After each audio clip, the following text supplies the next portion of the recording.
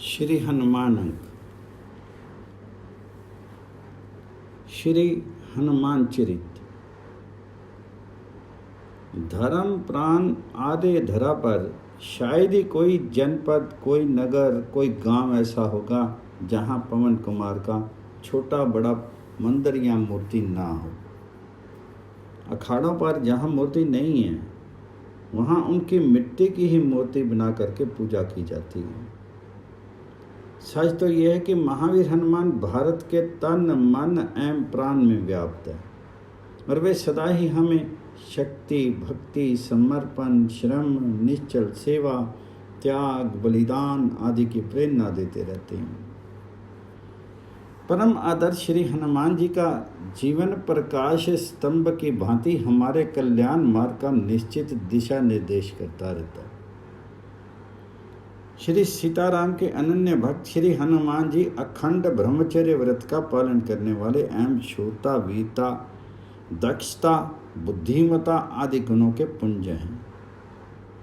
वज्रांग हनुमान जी अत्यंत शक्ति संपन्न एवं परम पराक्रमी तो हैं ही, अत्यंत बुद्धिमान, शास्त्रों के पारंगत विद्वान, परम नीतिज्ञ एवं सरलता की मूर्ति हैं। भगवान श्री राम के प्रति उनका समर्पित जीवन अपने प्रभु से पृथक नहीं रह गया है। उनके तन मन प्राण एवं रोम रोम में अवधेश कुमार श्री राम इस प्रकार व्याप्त हो गए हैं कि हनुमान जी का पृथक अस्तित्व ही नजर नहीं आता। वे राम में हो गए हैं। परम प्रभु श्री राम से उन्होंने स्वयं निवेदन किया है, प्रभु देह दृष्टि से तो मैं आपका दास हूँ, जीव रूप से आपका अंश हूँ, तथा परमार्थ दृष्टि से तो आप और मैं एक ही हैं, ये मेरा निश्चित मत है। श्री हनुमान जी को प्रसन्न होते देर नहीं लगती। राम नाम सीताराम सीताराम जपना आरंभ कर दीजिए, बस वे श्री राम भक्त उपस्थित हो जाते हैं, प्रसन्न हो जाते हैं। मनुष्य किसी प्रकार प्रभु की ओर उन्मुख हो जाएं, वह जन्म जरा मरण से मुक्ति प्राप्त कर ले, दया में प्रभु की ओर पग बढ़ा करके उन पर समर्पित होकर के अपना सुनिश्चित कल्याण कर ले। इसके लिए कृपा मूर्ति श्री हनुमान जी सदा प्रसन्न प्रयत्न करते रहते हैं, किसी न किसी बहाने से प्रेरणा और प्रोत्साहन भी देते ही रहते हैं। भक्तों को तो वे प्राणों से भी अधिक प्यार करते हैं। समस्त मंगलों का नाश करने वाले मंगल मूर्ति भक्तवर श्री हनुमान जी का चरित्र परम पवित्र, परम मधुर एवं परम आदर्श तो है ही, अत्यंत अद्भुत भी है। श्री हनुमान जी की परम पुण्य में माता अंजना देवी हैं, किंतु वे शंकर सुमन, वायुपुत्र और केसरी नंदन कहे जाते हैं, अर्थात शिव, वायु और केसरी उनके पिता हैं। इस रहस्य को स्पष्ट करने वाली वे भिन्न कथाएं पुराणों में प्राप्त हैं और कल्प भेद से सभी सत्य हैं। श्रद्धापूरित हृदय से ही उनका अध्ययन, मनन, चिंतन आदि करना चाहिए।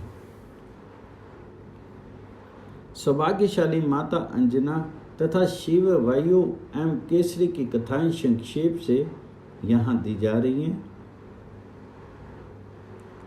माता अंजना की कथा।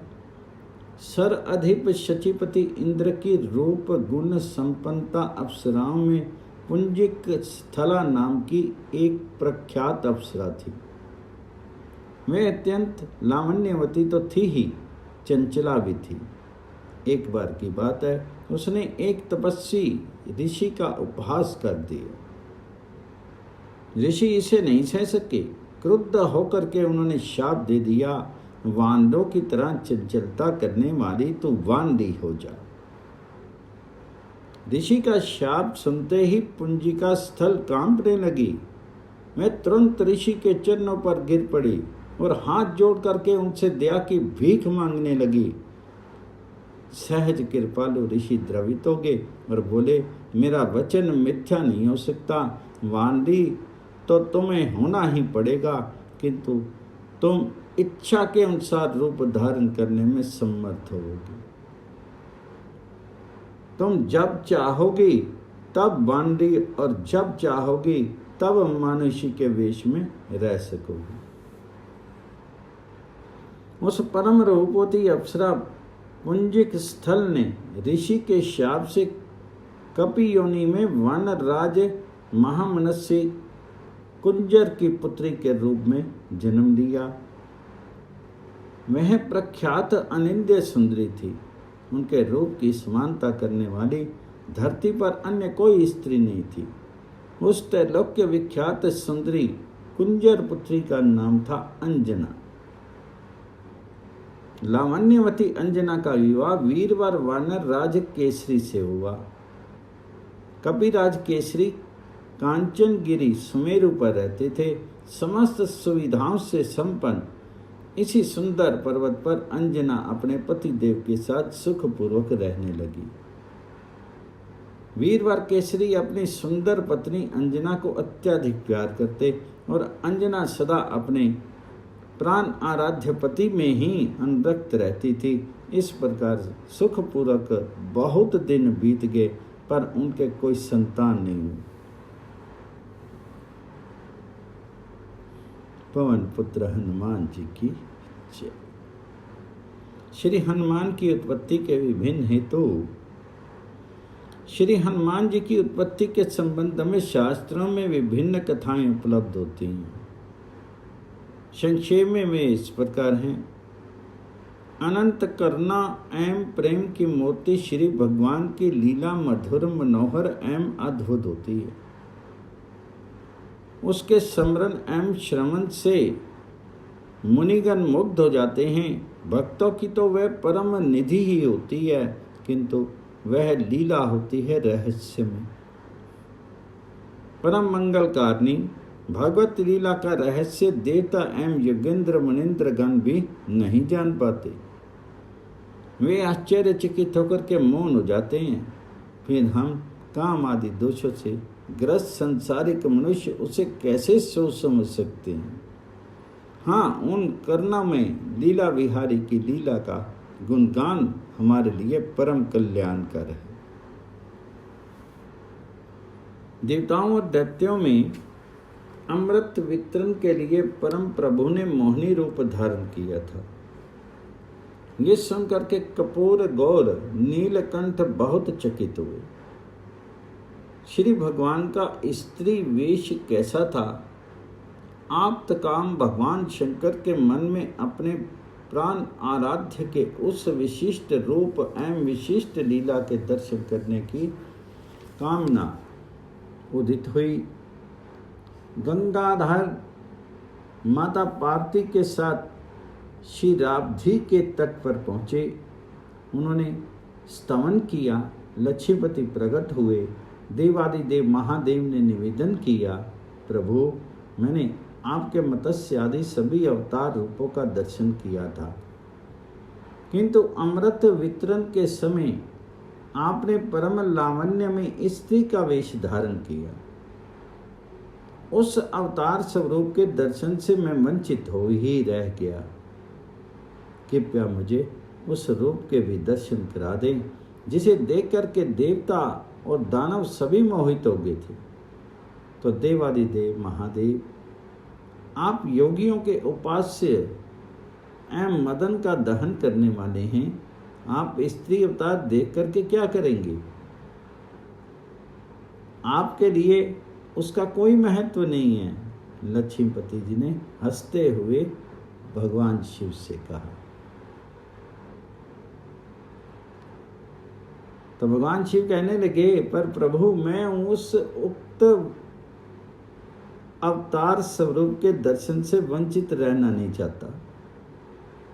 पार्वतीश्वर ने आग्रह निवेदन किया, कृपया मुझे उस मोहिनी स्वरूप के दर्शन भी करा ही दे। तो भगवान विष्णु ने कहा, तथास्तु। क्षीराब्धि शाही संक्षिप्त उत्तर देकर के वहीं अंतर्ध्यान ध्यान हो गए। आप वहां ना तो शिरोधरी था और ना नव निरद वपु शंख चक्र गदा पद्मधारी लक्ष्मीपति ही थे। वहां थे सर्वत्र मनोहर पर्वत एवं श्रम्य वन।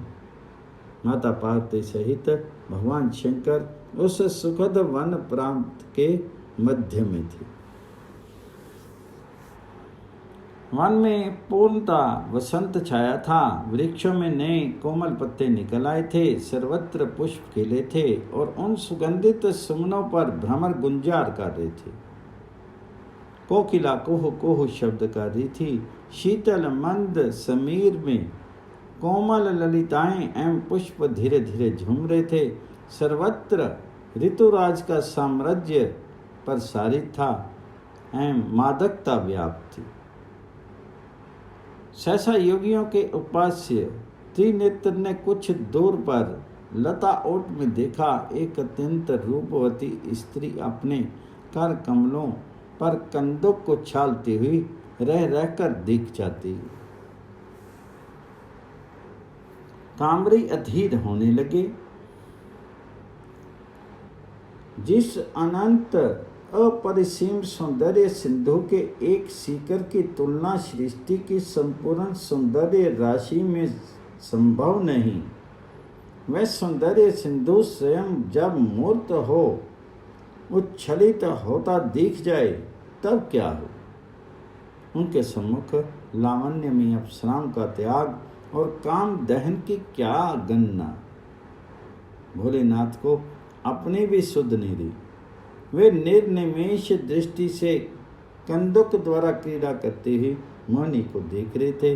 सहसा पवन का झोंकाया और जैसे बिजली सी कौंध गई।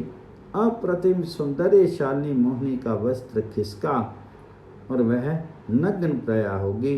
लाज से सिकड़ी मोहिनी लताओं में छिपने का प्रयत्न करने लगी और चिता भस्म धारण करने वाले योगी राज कामारी का अवशिष्ट धैर्य भी समाप्त हो गया। वे महामहिमा में माता पार्वती के सम्मुख ही लज्जा त्याग करके उन्मत्त की तरह मोहिनी के पीछे दौड़ी। मोहिनी ने योगीश्वर शंकर को अपनी ओर आते देखा तो मुस्कुरा करके लताओं की ओट में अपने अंगों को छिपाने का प्रयत्न करती हुई दौड़ भागने लगी। बहुत भावन मोहिनी के पीछे दौड़ रहे थे और वह भागी जा रही थी। नीलकंठ को अपनी स्थिति का अनुमान भी नहीं था। उन्होंने दौड़ कर मोहिनी के कर्कश स्पर्श कर लिया। प्रज्वलित अग्नि में घृत आहुति पड़ गई, पर मोहिनी हाथ छुड़ा करके भागी। उसके स्पर्श से उत्तेजित कामारी पूर्णता बेसुध हो चुके थे। वनों पर्वतों ऋषियों के आश्रमों एवं देवलोक में भी भगवान शंकर मोहिनी के पीछे पीछे दौड़ लगा रहे थे और माता पार्वती, शिवगण, सुरगण एवं ऋषिगण सभी आश्चर्यचकित होकर के ये दृश्य देख रहे थे, पर थे सभी मौन। असफल काम क्रोध के रूप में परिणत हो जाता है और फिर प्रलंकर शंकर के रोषानल की आहुति कौन बने। सभी स्तब्ध थे, जैसे सभी जड़ से हो गए हों। अंततः योगीराज शिव का रेतस घिरा। अब उन्हें अपनी स्थिति का भान हुआ। विश्वनाथ ने तुरंत दोनों हाथ जोड़ लिए और मस्तक झुका करके कहा, प्रभु आपकी लीला अगम्य है, आपकी माया का पार पाना संभव नहीं। अपने परम प्रभु की लीला की अगम्यता एवं अनिर्वचनीयता को समझ करके भगवान शंकर उनका ध्यान करने जा ही रहे थे कि उनके सम्मुख वनमालाधारी चतुर्भुज प्रभु प्रकट हो गए और उमा वल्लभ शिव की निष्ठा एवं विश्वास की प्रशंसा करके वहीं अंतर ध्यान हो गए। परमपिता कपूर गौर भी माता पार्वती के साथ प्रभु गुणगान करते हुए कैलाश के लिए चल पड़े। भगवान शंकर का अमोघ तेज व्यर्थ कैसे जाता। उस तेज का राम कार्य की सिद्धि के लिए प्रयोग करने की दृष्टि से भगवान शंकर ने सप्त ऋषियों को प्रेरित किया। उन्होंने उस तेज को पत्ते पर स्थापित कर लिया और समय से उसे केसरी पत्नी अंजना में कर्ण मार्ग से प्रवेश करा दिया। उसके फलस्वरूप श्री हनुमान की जीत प्रकट हुई। पवन पुत्र हनुमान जी की जय। पति के साथ दीर्घ काल तक सुखपूर्वक जीवन व्यतीत करती हुई अंजना को कोई संतान नहीं हुई। इस कारण वह अत्यंत कठोर तप करने लगी। अंजना को तप शरण करते देख करके महामुनि मतंग ने उनके पास जाकर के पूछा, अंजना देवी तुम इतना कठोर तप किस लिए कर रही हो। तो अंजना ने महामुनि के चरणों में प्रणाम करके अत्यंत विनम्रता से उत्तर दिया, मुनीश्वर, केसरी नामक श्रेष्ठ वानर ने मेरे पिता से मुझे मांगा। उन्होंने मुझे उनकी सेवा में समर्पित कर दिया। मैं अपने पति देव के साथ बहुत दिनों से अत्यंत सुखपूर्वक रह रही हूँ, किंतु अब तक मुझे कोई संतान नहीं हुई। इसी कारण मैंने किष्किंधा में अनेक व्रत उपवास और तप किए, परंतु मुझे पुत्र की प्राप्ति नहीं हो सकी। अतः दुखी होकर के मैंने पुत्र के लिए पुनः तपश्चर्या प्रारंभ की है। विप्रवर, आप कृपा पूर्वक मुझे यशस्वी पुत्र प्राप्त होने का उपाय बताइए।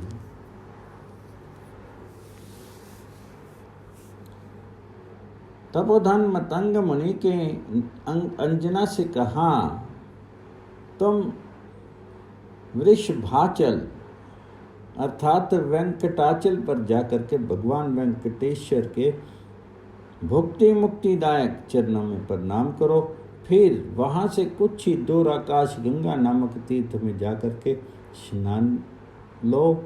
तदंतर उसका शुभ जल पी करके वायुदेव को प्रसन्न करो। इससे तुम्हें देवता सक्षम देवता राक्षस मनुष्य से अजय तथा अस्त्र शत्रु से भी अवध्य पुत्र प्राप्त होगा। देवी अंजना ने महामुनि के चरणों में श्रद्धापूर्वक प्रणाम किया। तदंतर उन्होंने वृषभाचल की यात्रा की। वहां पहुंच करके भगवान वेंकटेश्वर के चरणों की अत्यंत भक्तिपूर्वक वंदना की।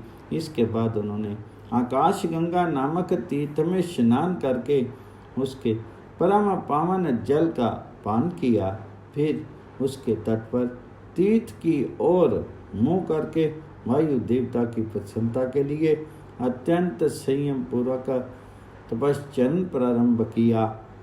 अंजना अत्यंत श्रद्धा विश्वास एवं धैर्य पूर्वक तप करती रही। शारीरिक कष्टों की तनिक भी चिंता न करके वे अखंड तप करते ही रहे।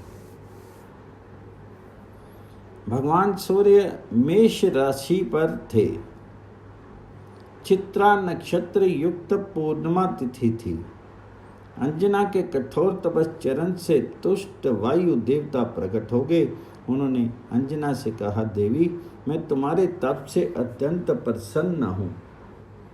तुम इच्छित वर मांगो, मैं उसे अवश्य पूर्ण करूँगा। वायुदेव का प्रत्यक्ष दर्शन पा करके प्रसन्न अंजना ने उनके चरणों में प्रणाम कर अपना मनोरथ प्रकट कर दिया। महाभाग, मुझे उत्तम पुत्र प्रदान कीजिए। संतुष्ट वायुदेव ने कहा, सम्मुखी मैं ही सुंदर पुत्र होकर के तुम्हें विश्व विख्यात कर दूंगा। वर प्राप्त करके अंजना देवी की प्रसन्नता की सीमा नहीं रही। अपनी प्राण प्रिया की वर प्राप्ति का संवाद पा करके कपिराज केसरी भी अत्यंत मुदित हुए। एक बार की बात है, परम लावण्यवती विशाल लोचना माता अंजना ने श्रृंगार किया। उनके सुंदर कलेवर पर पीली साड़ी शोभा दे रही थी। साड़ी का किनारा लाल रंग का था। वह विविध सुगंधित सुमनों के अद्भुत आभूषणों से दिव्य सौंदर्य की सजीव प्रतिमा सी प्रतीत हो रही थी। माता अंजना पर्वत शिखर पर खड़ी होकर के प्राकृतिक सौंदर्य देख देख कर मन ही मन मुदित हो रही थी। उस समय उनके मन में कामना उदित हुई, कितना अच्छा होता यदि मेरे एक सुयोग्य पुत्र होता। सहसा वायु का तीव्र झोंका आया और अंजना की साड़ी का अंचल कुछ खिसक गया। उनके अंग दिखने लगे। अंजना ने अनुभव किया जैसे मुझे कोई स्पर्श कर रहा है। सहमति हुई सती अंजना ने अपना वस्त्र संभाला और अपना स्पर्श करने वाले को डांटते हुए कहा, कौन ढीठ मेरे पातिव्रत्य का नाश करना चाहता है, वे शाप देने के लिए प्रस्तुत होगी। परम सती अंजना को क्रुद्ध देख करके पवन देव प्रकट हो गए। उन्होंने कहा, ये ससुनी, मैं तुम्हारे एक पातिव्रत का नाश नहीं कर रहा हूं, अतः तुम्हें भयभीत नहीं होना चाहिए। मैंने अव्यक्त रूप से तुम्हारा आलिंगन करके मानसिक संकल्प द्वारा तुम्हें बल पराक्रम से संपन्न एवं बुद्धिमान पुत्र प्रदान किया है। तुम्हारा पुत्र महान धैर्यवान, महातेजस्वी, महाबली, महापराक्रमी तथा लांघने और छलांग मारने में मेरे ही समान होगा। माता अंजना प्रसन्न होगी। उन्होंने पवन देव को क्षमा कर दिया। अंजना गर्भवती हुई। कपिराज केसरी की प्रसन्नता की सीमा नहीं थी। पवन पुत्र हनुमान जी की जय। अधिक आयु बीत जाने पर भी कोई संतान न होने से रघुकुल शिरोमणि राजा दशरथ के मन में अत्यंत ग्लानि हुई। उन्होंने वशिष्ठ जी के आदेश के अनुसार महिषी ऋष्य श्रृंग के द्वारा पुत्रेष्टि यज्ञ करवाया। ऋषि ने भक्ति पूर्वक आहुतियां दी। इससे प्रसन्न होकर के अग्निदेव हाथ में चरु हविष्य खीर लिए प्रकट हुए और उन्होंने राजा दशरथ से कहा, तुम्हारे कार्य की सिद्धि हो गई। अब तुम इस खीर को रानियों में यथाक्रम बांट दो।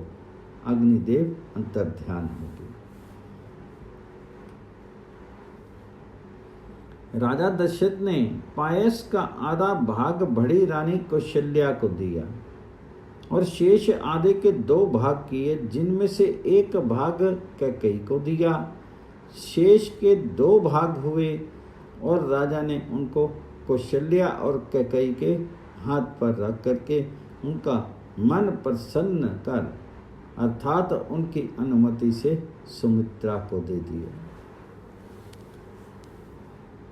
कैकेयी हाथ में पायस लिए हुए कुछ विचार कर रही थी कि सहसा आकाश से एक गिरधी ने झपट करके चरु को अपनी चोंच में ले लिया और वह तुरंत आकाश में उड़ गई।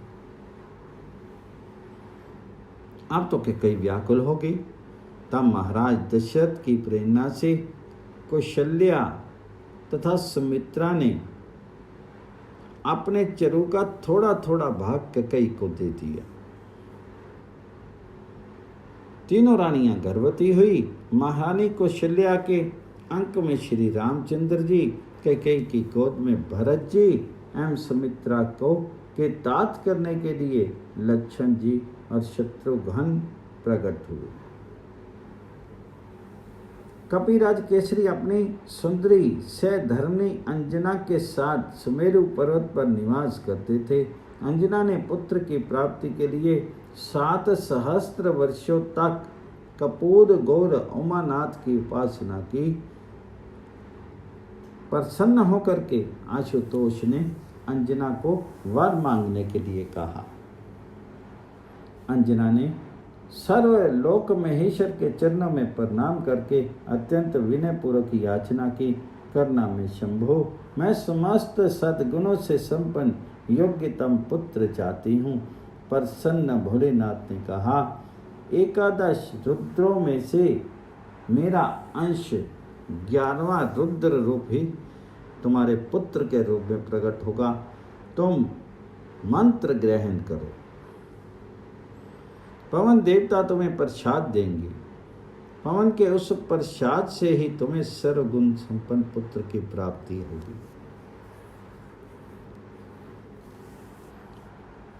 परमेश्वर अंतर ध्यान हो गया और भक्ति अंजलि पसारे शिव पर दत्त मंत्र का जप करने लगी। उसी समय उक्त घृधि कई के भाग का पायस लिए आकाश में उड़ती हुई जा रही थी। सहसा झंझावत आया, घृधि का अंग सिकुड़ने लगा और पायस उनकी चोंच से गिर गया। पवन देव पहले से ही तैयार थे। उन्होंने उक्त चरु अंजना की अंजलि में डाल दिया। भगवान शंकर पहले ही बता चुके थे।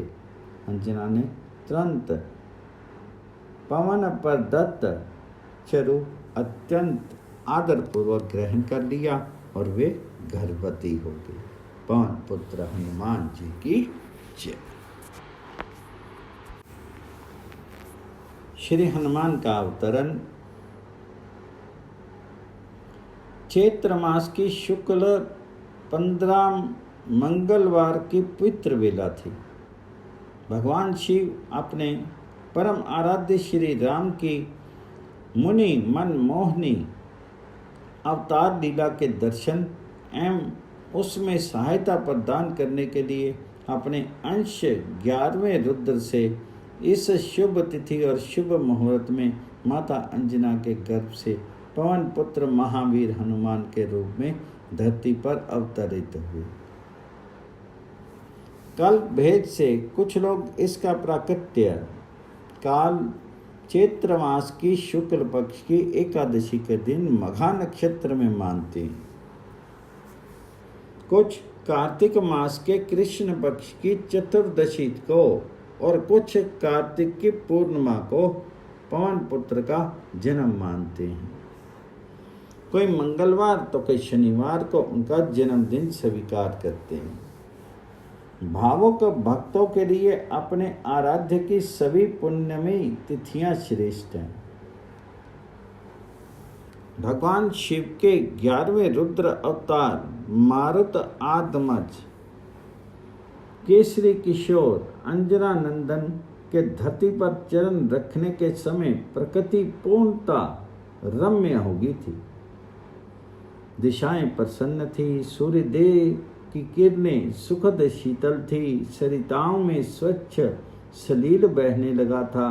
पर्वत उत्सुक नेत्रों से आंजनेय के आगमन की प्रतीक्षा कर रहे थे।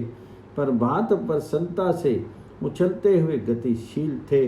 वनों, उपवनों, बागों और वाटिकाओं में विविध रंग के मनोहर पुष्प खिल उठे थे। उन पर ब्रह्मावली गुंजार कर रही थी। मदमत वायु मंदर गति से डोल रहा था। भगवान शंकर माता अंजना के लाल के रूप में प्रकट हुए। प्राकट्य काल में ही हनुमान जी का सौंदर्य अतुलनीय एवं अवर्णनीय था। उसकी अंग कांति पिंगल वर्ण की थी। उनके रोम, केश एवं नेत्र भी पिंगल वर्ण के ही थे। हनुमान जी विद्युत छटा तुल्य स्वर्ण निर्मित मनोहर कुंडल धारण किए हुए ही माता अंजना की कोक्षी से अवतरित हुए। उनके मस्तक पर मणि जड़ित टोपी शोभा दे रही थी और वे कौपीन और कछनी काछे हुए थे। उनके प्रशस्त वक्ष पर यज्ञोपीत शोभा दे रहा था एवं हाथ में वज्र और कटि प्रदेश में मूंज की मेखला शोभित थी।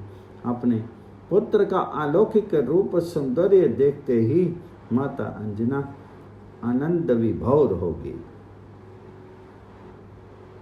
भाग्यवती धारित्री पर हनुमान जी के चरण रखते ही माता अंजना और कपिराज केसरी के आनंद की तो सीमा ही नहीं थी। चतुर्दिक हर्ष उल्लास की लहरें दौड़ पड़ी। देवगण, ऋषिगण, कपिगण, पर्वत, पर्पात, सर, सरिता, समुद्र, पशु, पक्षी और जड़ चेतनी नहीं, स्वयं माता वसुंधरा पुलकित हो उठी। सर्वत्र हर्ष एवं उल्लास प्रसारित था।